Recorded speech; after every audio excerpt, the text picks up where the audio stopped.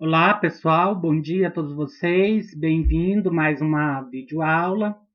E hoje nossa aula terá como proposta, terá como tema a dinâmica da população mundial de acordo com as teorias populacionais.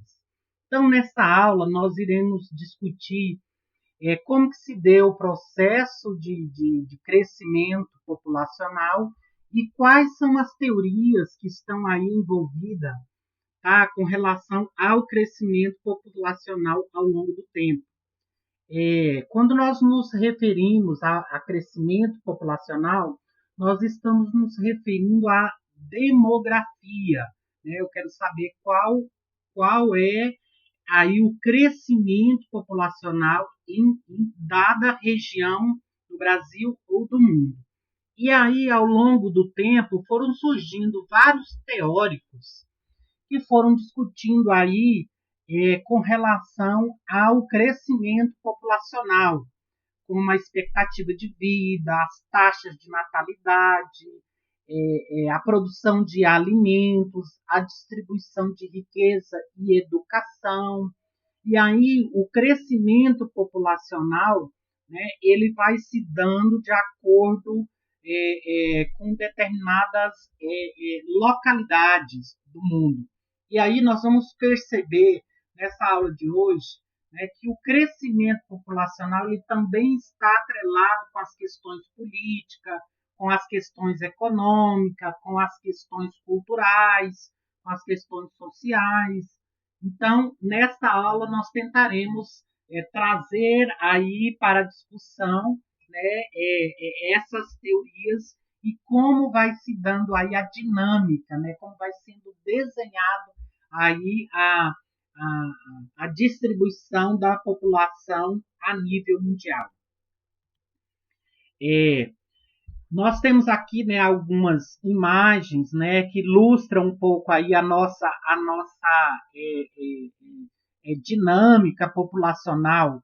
Então, um bebê recém-nascido do sexo feminino humano brilha, né, de líquido aminoático segundos após o nascimento. Então, aqui nós temos, né, uma criança, né, logo após o nascimento. Depois nós temos aqui embaixo, né, uma multidão que estava aí no festival que aconteceu nos Estados Unidos, chamado de Woodstock, lá no final dos anos 80. Nós temos a questão, né, dos alimentos, né, é, que contribui, né, para essa dinâmica, né, a nível populacional. Então, gente, a população mundial é o número que se compreende então uma população mundial. Então, é o número total de seres humanos vivos que nós temos então no planeta Terra num dado momento, num dado período, né, aqui de organização histórica. Então, o crescimento natural da população, ela remete a nós, gente, né, uma quantidade de problemas relacionados que está ligados, que está relacionado com esse crescimento natural da população. Então, nós temos aí a questão da prevenção do meio ambiente, os seres humanos ao longo, né, da construção histórica, ele vai adotando normas, né, de medidas apropriadas, né, para fazer frente a esses problemas, né? Então, de tudo que quanto existe no mundo, gente, o ser humano é o bem mais valioso que nós temos aí no planeta Terra. Pois ele, gente, o ser humano, ele promove aí o crescimento, o progresso social, a distribuição e cria as riquezas, ele desenvolve a ciência, ele desenvolve a tecnologia com o seu trabalho, né? Com a sua mão de obra, né? Com o seu suor, e que vai construindo esse meio em que vive. Então, nós podemos observar que ao longo da história da humanidade, o ser humano foi transformando a sociedade, né, de uma tal forma que chegou a um ponto tecnológico, né, que hoje, né, nós podemos viver numa sociedade, né, que tem aí um uma expectativa de vida maior, que tem um desenvolvimento tecnológico maior. Então, gente, em 1972, a Conferência das Nações Unidas relacionada ao meio ambiente, que aconteceu em Estocolmo, dizia isso, né, que o ser humano é o bem mais precioso que tem aí no planeta Terra. E aí, gente, em 31 de outubro de 2011, né, então há 10 anos atrás, o número total da população do planeta atingiu cerca de 7 bilhões de pessoas no planeta Terra. E aí, gente, os teóricos vão dizer que o planeta não consegue acompanhar o crescimento populacional. Então, nós temos um crescimento maior da população e um crescimento menor na produção de alimentos. Tanto é que nós iremos ver que já existem vários países, né, que já passa, né, aí necessidade, que passa falta, né, de condições básicas de higiene, de alimento, de água, né, porque a população ela vem crescendo tanto. E aí, gente, mesmo as famílias, né, terem diminuído a quantidade de pessoas, né, ainda assim tem um crescimento, né, extraordinário aqui com relação à população mundial.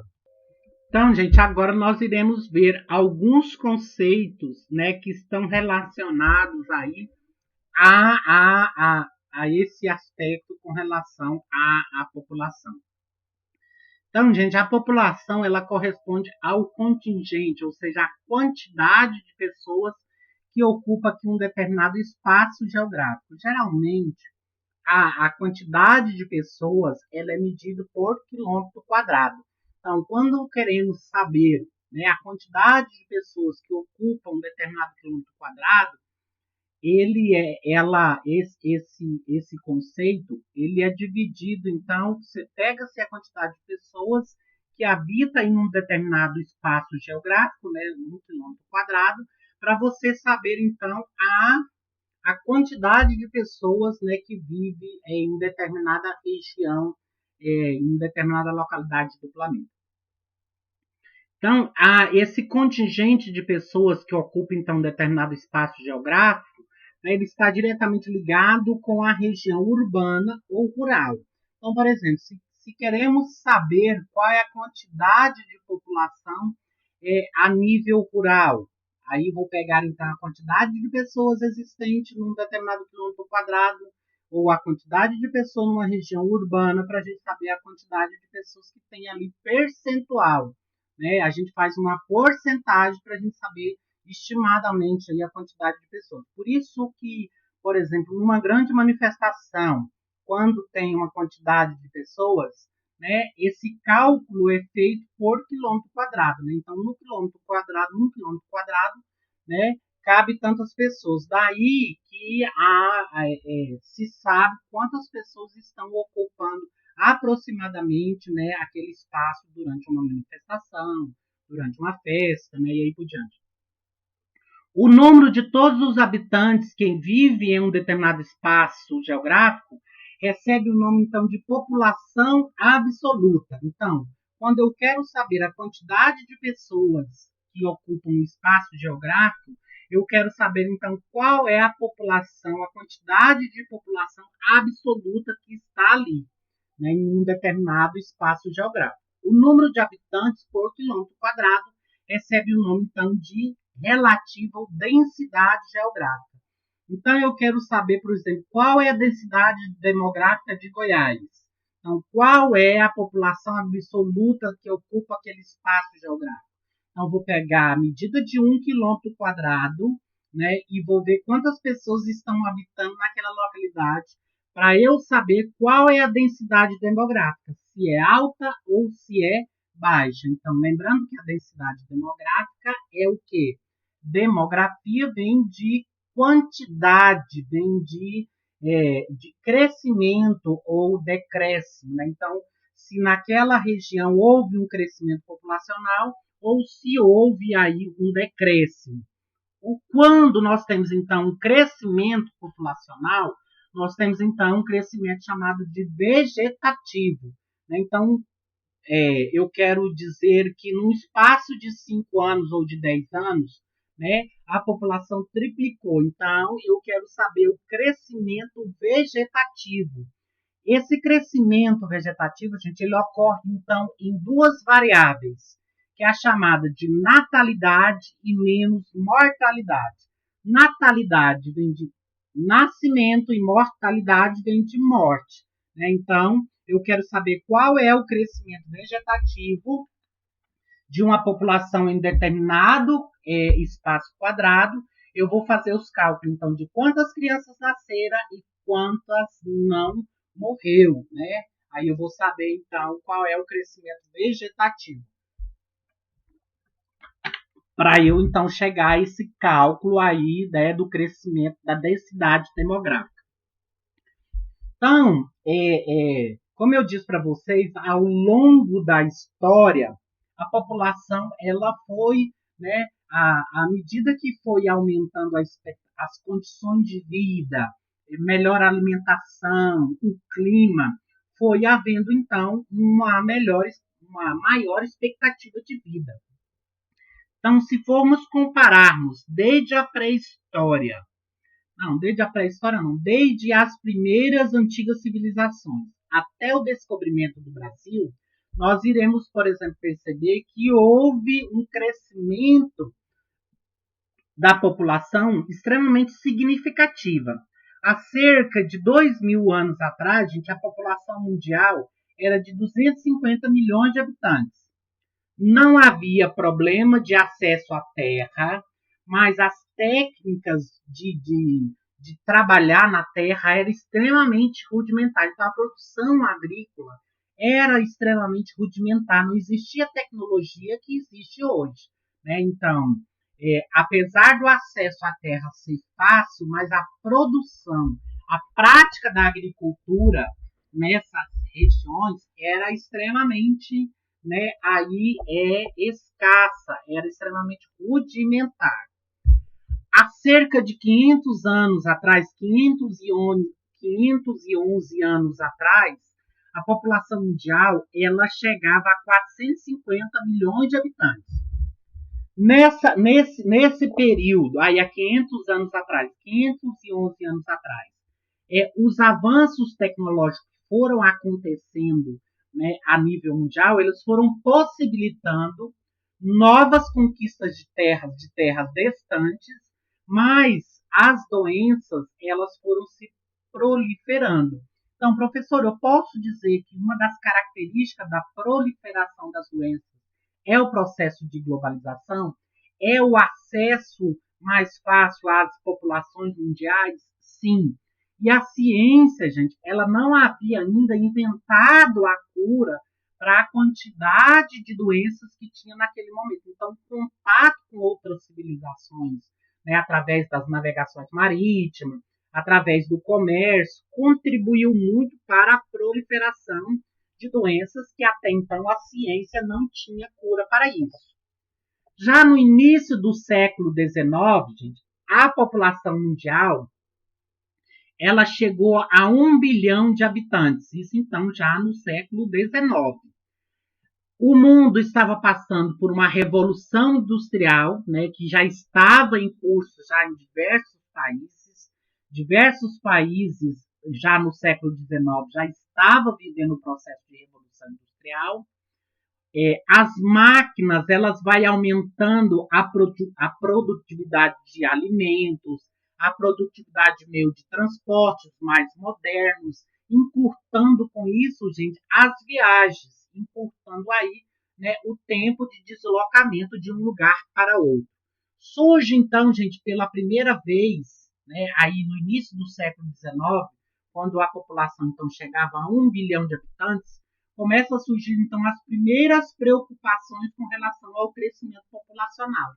Ou seja, os recursos que existiam no planeta, né, já se tornava aqui uma preocupação pelos estudiosos, né, que a população então já estava chegando a uma quantidade de pessoas, né, que não conseguiriam produzir alimentos, né, condigente para a quantidade de população que tinha. Lá, né, lá então no século XIX, surge um teórico chamado Thomas Malthus, né, que ele alertou, ele criou uma teoria chamada teoria malthusiana, né, que dizia que a população, então, que o descompasso, aqui, o desequilíbrio do crescimento populacional, né, estava diferenciada com a produção de alimentos. Então, o Thomas Malthus, né, ele cria a teoria dizendo que a população mundial ela ia chegar ao tal ponto que não ia ter condições de alimentos para essa quantidade de população, né, que teria aí. Então, gente, é meio mórbido dizer isso, mas as pandemias, elas é uma forma de controle, né, populacional, né? É uma forma que o planeta vai encontrando, né, de diminuir aí a quantidade de população mundial, porque a produção de alimento ela é menor do que o crescimento populacional, né? Então nós temos aí, né, um grande crescimento populacional. Nos anos 70, gente, na década de 1970, a população mundial já chegava a 4 bilhões. Né? Então, aí é um crescimento, né, assustador. Então, menos de 100 anos, a população ela triplicou. Né? Menos de 100 anos, né? Porque nós estamos falando, então, do século XIX, né? Aí, início do século XX, né? Então, não tinha se passado nem 100 anos ainda, e a população ela triplicou. As inovações tecnológicas já não estavam mais ao alcance de todos, né, e já estava havendo aí uma diminuição no acesso, né, uma desigualdade no acesso à tecnologia. O padrão de vida dos países, né, subdesenvolvidos vai ficando cada vez mais visivelmente distante, e somente os países ricos vão ter acesso aí, né, com maior facilidade às tecnologias, e além dos gastos militares, gente, que teve aí, né, na Guerra Fria, que foi no final aliás, depois da Segunda Guerra Mundial, né, que gastou-se muito, né? Há um gasto muito grande com relação à produção, né, bélica, né, a produção de armamentos aqui. No final do século XX, gente, a população mundial ela já chegou a 6 bilhões. E no início do século XXI, a população então já passa de mais de 8 bilhões de pessoas. Então, gente, o aumento aumentou ainda mais a preocupação com relação aos recursos naturais do planeta, né? Água, produção de alimentos, matéria-prima. O campo contava, então, com grandes avanços tecnológicos, mas a distribuição desigual da renda, né, ela chegava, então, a quase 23% da população mundial. Então, já nesse momento, gente, já no final do século XX, já é possível, né, você ver aí nitidamente quem são os países, né, que são considerados países ricos, e já tem aí, né, visivelmente os países pobres, né, que vivem na miséria. Então, gente, a população, né, aí 23% da população mundial no final do século XX já vivia a extrema pobreza, né, e chegando no século XXI, com certeza já tem quase que 50% da população já, né, vivendo aí uma realidade de extrema pobreza. E um mundo pós-pandemia, um mundo durante pandemia e pós-pandemia, tende a se tornar ainda mais, né, a pobreza extrema. Agora nós vamos falar de um outro conceito importante, gente, que é o censo ou recenseamento, que já se fazia isso já desde a Grécia Antiga, né?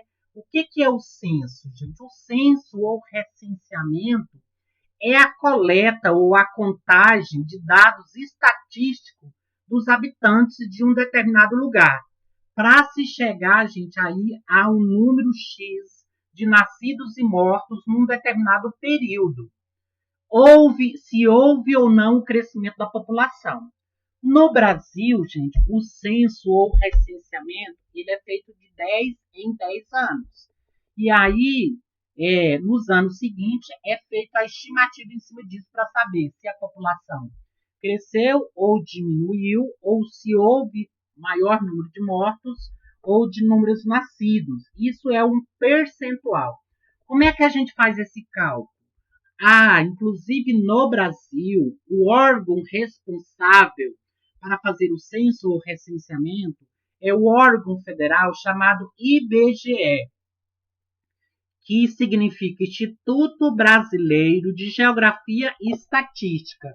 Como é que o IBGE a gente faz para fazer o cálculo, né, o percentual, né, aí da contagem? Porque não tem jeito de você contar um por um, né, no Brasil inteiro, por exemplo. Então é feito aí a estimativa. Então, como que se faz esse cálculo? A taxa de natalidade. Para se fazer o cálculo da taxa de nascimento, eles pegam, então, o número de nascimento vezes 1.000, né, vezes o número de habitantes. E aí o resultado é essa estimativa. Então, eu pego o número de nascimentos mais o número de habitantes e vou multiplicar vezes 1.000. O resultado aí é o percentual.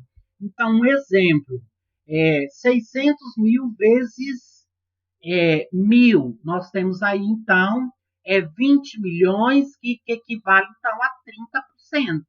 Então, num dado momento, né, se cresceu aí 600 mil, cresceu 30% da população. Quando eu quero saber a taxa de mortalidade, eu pego o número de óbitos mais o número de habitantes, multiplico vezes 1.000, eu vou ter um resultado. Vamos supor que o resultado foi 300 mil. Então, eu pego 300 mil, né, vezes 1.000, vai dar 20 milhões. Então, houve 15% de mortalidade, né? Então, eu tenho o quê? O percentual. Eu tenho a estimativa de quantas pessoas nasceram e de quantas pessoas morreram. E o crescimento vegetativo ou natural? Eu pego a natalidade e subtraio, né, diminuo pela taxa de mortalidade. Então, eu vou pegar 30%, né, menos 10%. Eu vou ter 20%, ou 2,0%. Aí seria o crescimento em determinado quilômetro quadrado, né, que eu falei para vocês, para a gente saber aí o cálculo, né, de um percentual de um determinado quilômetro quadrado. As fases do crescimento. Então, o crescimento populacional, gente, ele tem várias fases. E é sobre essas fases agora que nós iremos ver quais são as principais fases. A primeira fase, gente, do crescimento, né, a fase 1, né, nós temos, então, o baixo crescimento. Então, essa fase 1, gente, ela corresponde dos primórdios da humanidade até o final do século XVIII. O crescimento populacional mundial, nesse momento, gente, entre o início das primeiras civilizações até o final do século XVIII, o crescimento da população mundial era extremamente lento, devido, gente, às altas taxas de natalidade, né, e mortalidade. Então, até aquele momento, né, até aí o surgimento das primeiras civilizações e o século XVIII, né, existia-se altas taxas de natalidade, mas também morria-se muitas pessoas, apresentando com isso, então, gente, uma baixa expectativa de vida. O que é expectativa de vida? É a esperança de vida estimadamente que a população, né, tem aí com relação, né, a viver, né? Depois nós temos, então,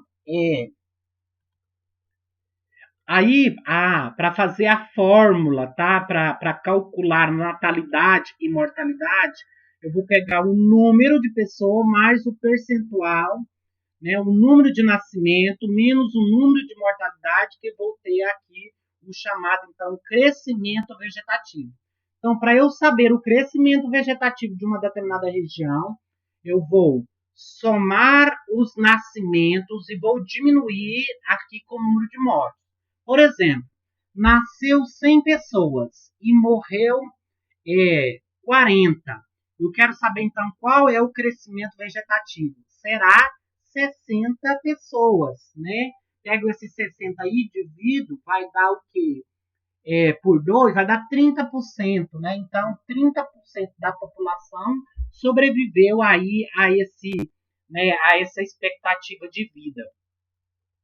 Então, eu vou somar o N, taxa de mortalidade, taxa de natalidade, o M, taxa de mortalidade, o CV, que é o crescimento vegetativo, e o percentual, gente, é por 1.000, tá? Então, aqui a gente faz o cálculo, né? O percentual é a cada 1.000 pessoas. Depois nós temos, então, a segunda fase. Aqui na segunda fase do crescimento populacional, gente, nós já vai ter aqui um crescimento mais elevado, porque já é, então, o século XIX, né? Então, onde está acontecendo a Revolução Industrial, a expectativa de vida aumenta, né? Então, nós temos o desenvolvimento científico e tecnológico nesse momento, que está relacionado diretamente à Revolução Industrial, né, ou a revolução técnico-científica. A condição de vida da população, né, ela melhora principalmente no continente europeu. A redução no número de taxa de mortalidade, né, porque nós temos então aqui o maior investimento na saúde, né, na fabricação de remédios, né, no descobrimento de enfermidades. Então, primeiramente, né, aqui a redução, primeiramente, da população europeia, originando-se, então, um maior crescimento populacional no continente.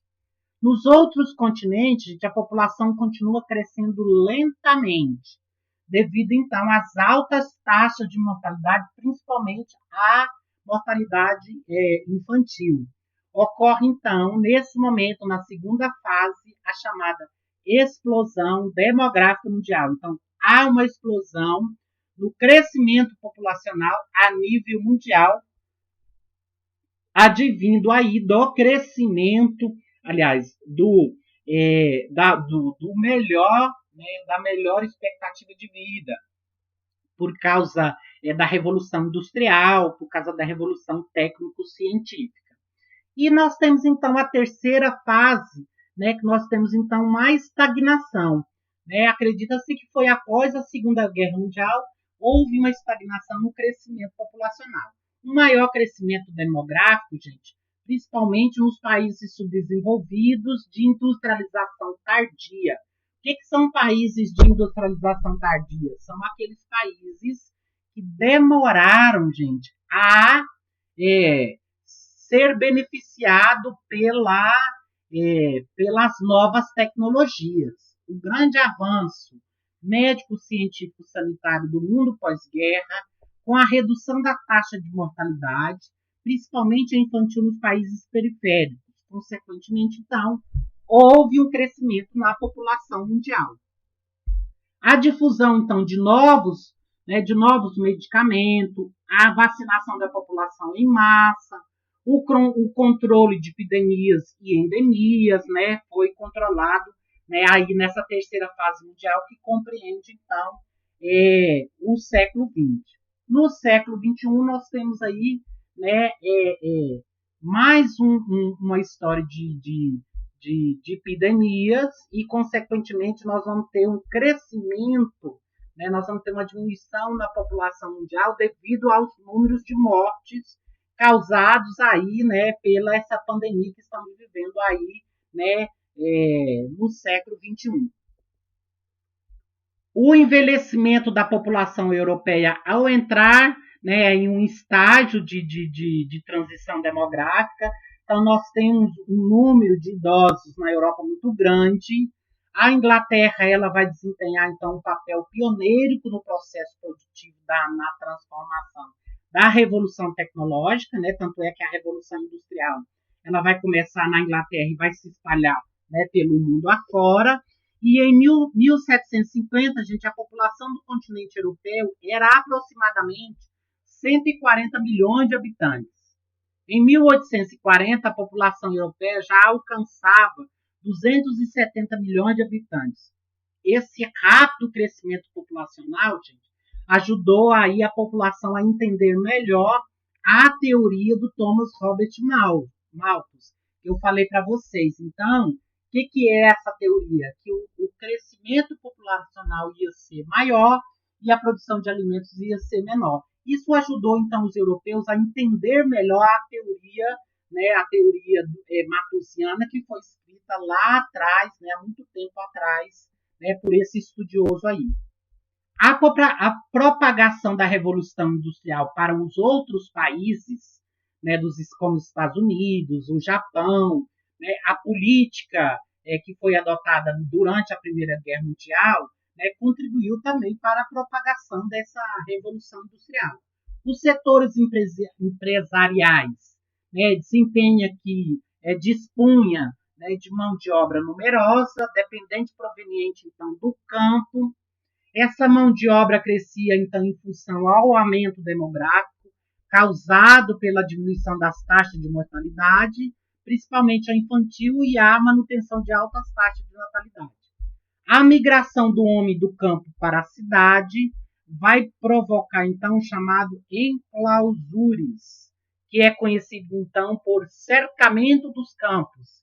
Criava-se, então, um contingente de indivíduos sem emprego.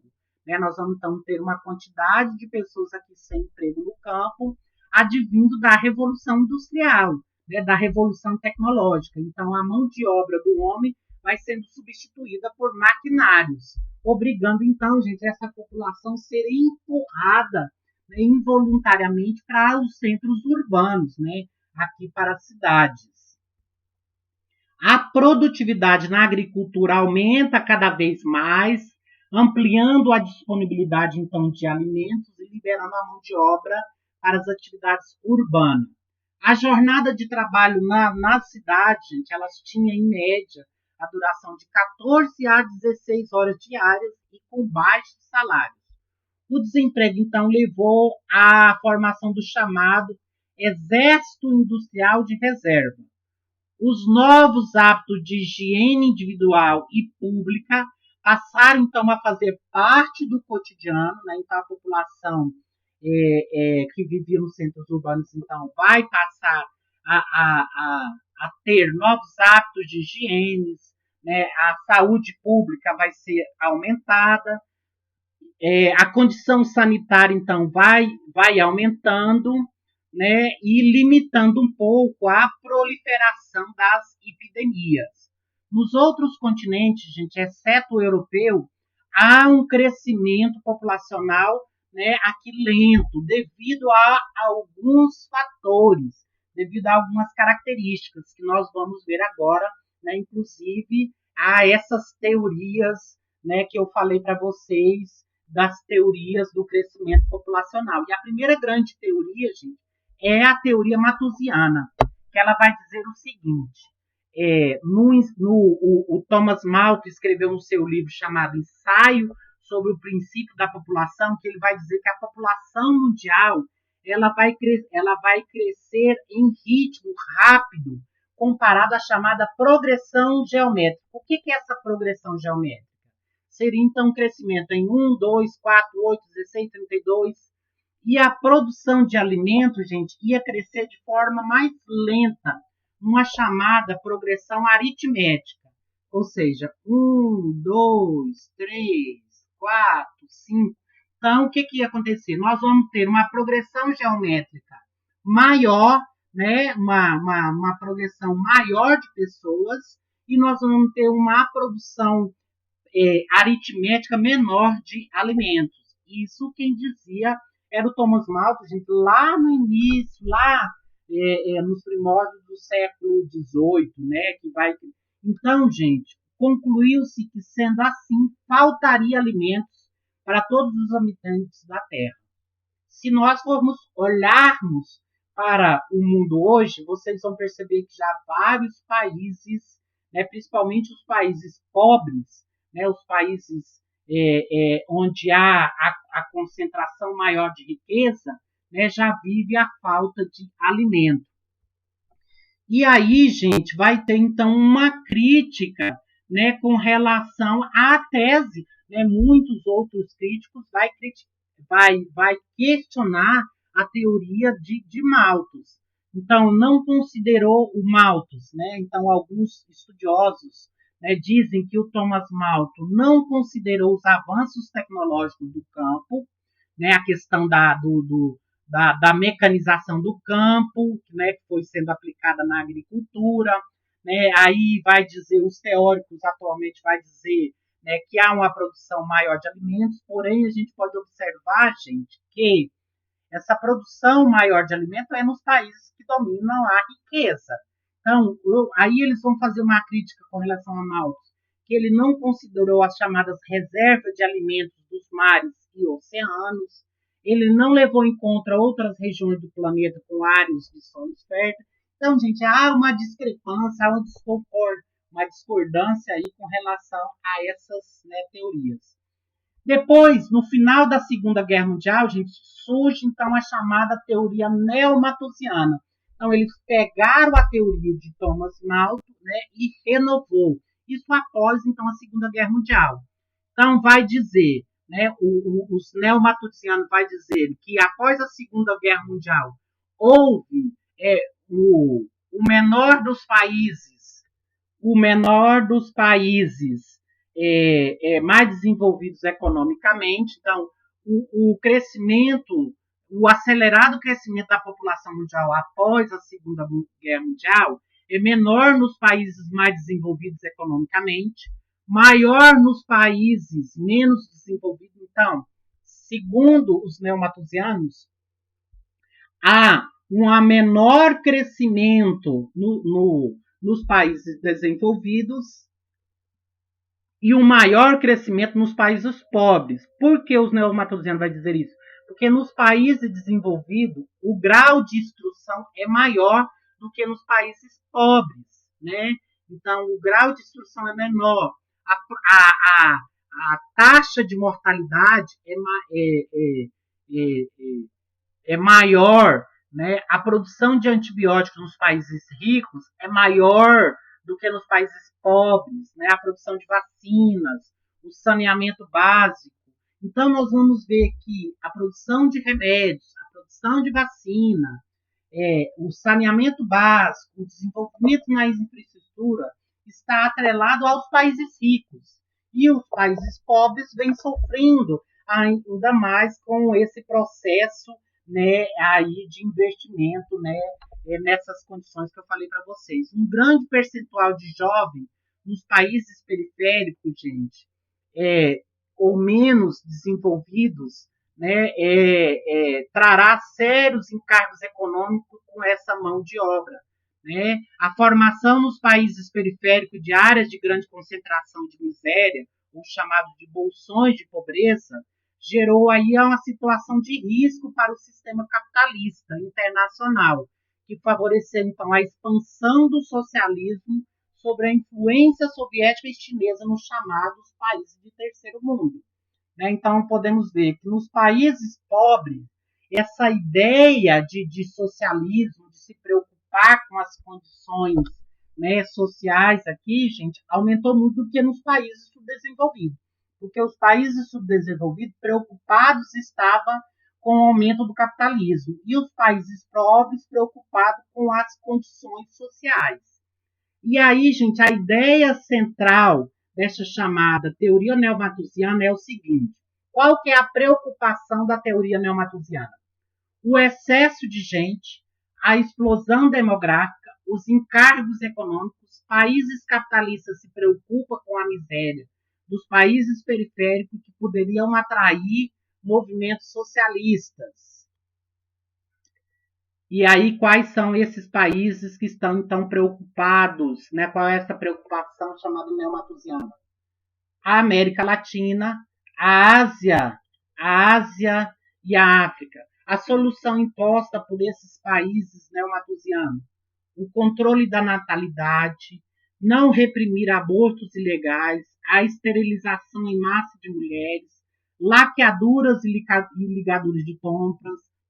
Então, gente, a preocupação neomalthusiana levou a esses países, né, a investir nesse controle, né, aqui, né, com relação à população.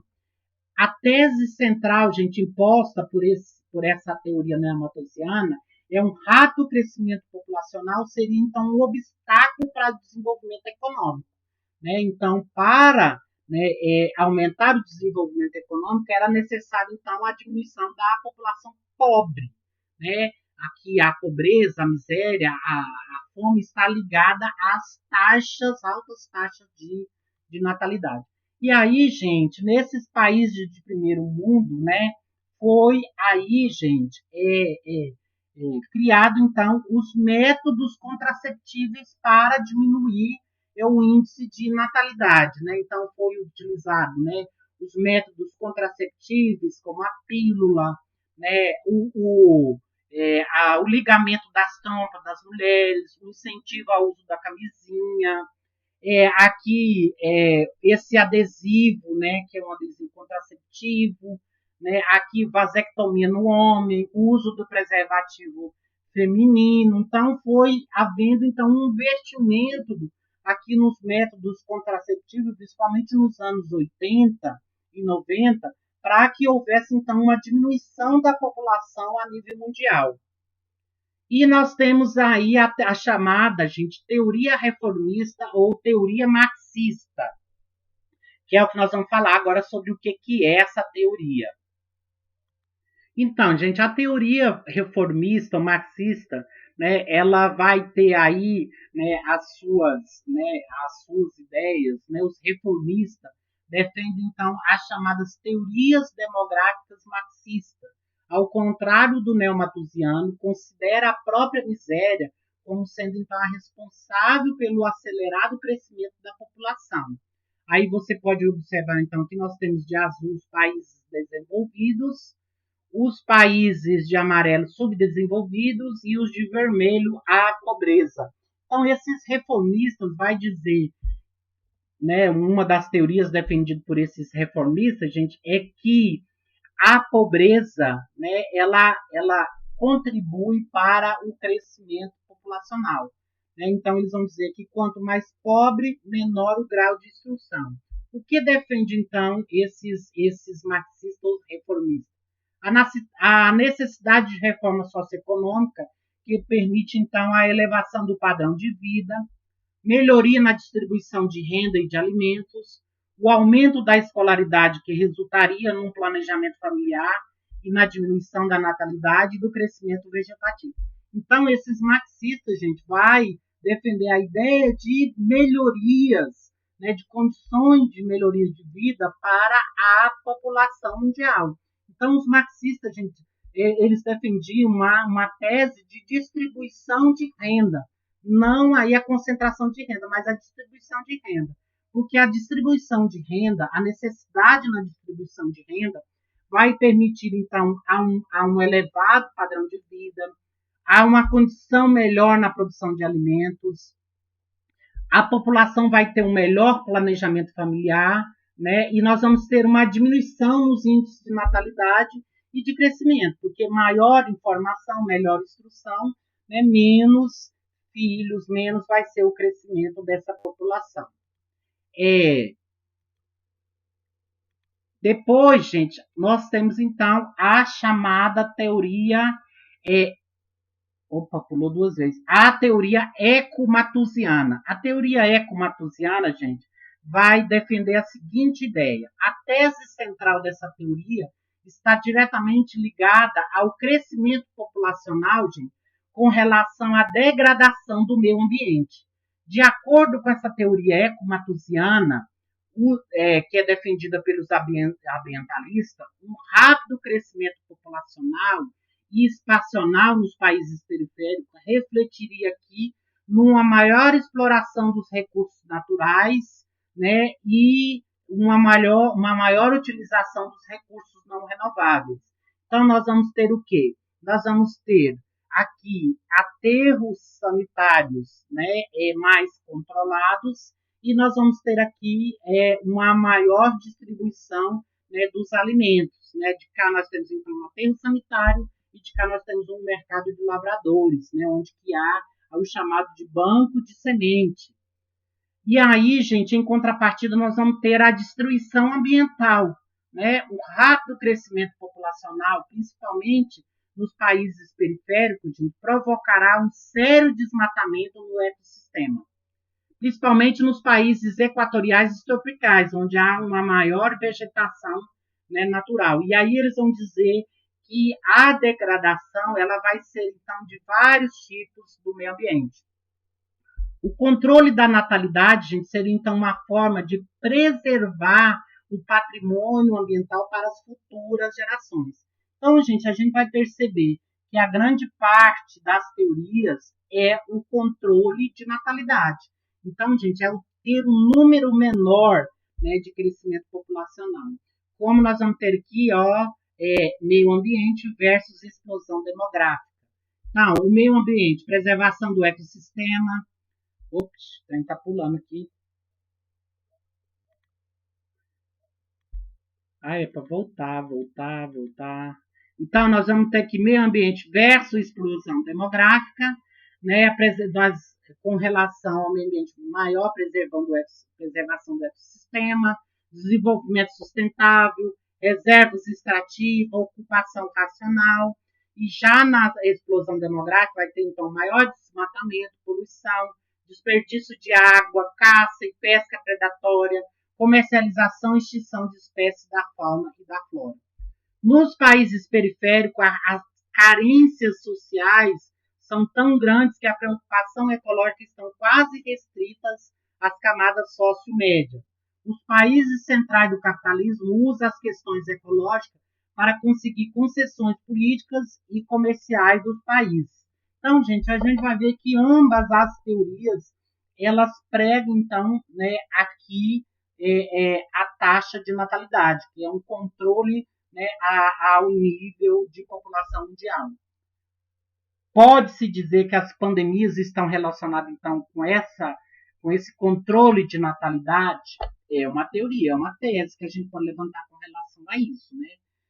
Mas aí, gente, nós vamos, né, tendo aí várias questões com relação, né, a esse crescimento populacional. E nós vamos ter um problema atrelado a isso, que é cada vez mais o crescimento das desigualdades sociais, principalmente nos países mais pobres, né? E que, infelizmente, isso tem se tornado, então, cada vez mais presente a concentração de renda, né? Então, a concentração de renda ela é um dos fatores prejudicial aí, né, para a questão, né, da distribuição de alimentos com maior desigualdade.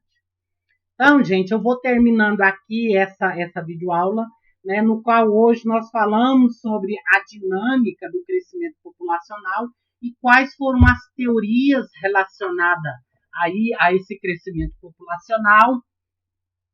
E nós percebemos, então, que um dos fatores primordiais, né, em síntese, nós percebemos, então, que a divisão de riqueza, né, o monopólio de riqueza nas mãos de poucas pessoas, que vai gerando, então, essa desigualdade. Se tivesse uma distribuição de renda igualitária, né, provavelmente não haveria esse exagero na população mundial. Alguns países, gente, já adotam o controle de natalidade, como é o caso da China, né, que utiliza aí, né, a taxa do filho único, né, e agora se estendeu para no máximo 2 filhos, né, porque é um país pequeno e é um país que tem poucas condições de produção agrícola, então o controle de natalidade naquele país é emergencial, né, é necessário naquele momento. Então, eu termino aí essa videoaula, né, trazendo essas reflexões para vocês com relação ao crescimento populacional. Qualquer dúvida, eu estarei aqui. Lembrando a vocês que nessas semanas agora, como foi decretado novamente o lockdown, nós voltamos, né, ao 100% online até a segunda ordem, né, da escola e a segunda ordem, né, dos meios sanitários, ok? Então eu deixo para vocês um grande abraço. Não esqueça dos protocolos de segurança, usem máscara, tá? Não saia, evite ficar em casa, tá ok? E eu deixo para vocês, então, um grande abraço e até a próxima videoaula.